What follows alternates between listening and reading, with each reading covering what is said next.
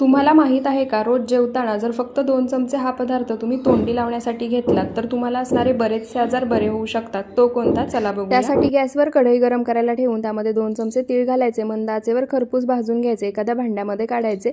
त्याच कढईमध्ये 2 चमचे तेल घालायचं. तेल गरम झाले की 2 चमचे चणा डाळ खरपूस अशी भाजून घ्यायची, तीही एखाद्या भांड्यामध्ये काढायची. त्याच तेलामध्ये 2 चमचे उडीद डाळ घालायची, तीही मंद आचेवर खरपूस भाजायची, तीही भांड्यामध्ये काढून घ्यायची. त्यानंतर 2 चमचे शेंगदाणे घालायचे, तेही मंद आचेवरती खरपूस भाजून घ्यायचे.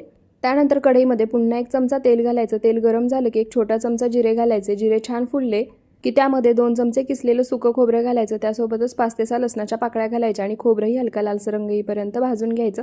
एक मोठा बाउल कढीपत्त्याची पाने घेतली आहेत, ती सुद्धा कढईमध्ये घालायची आणि मंद आचेवरती खरपूस अशी भाजून घ्यायची.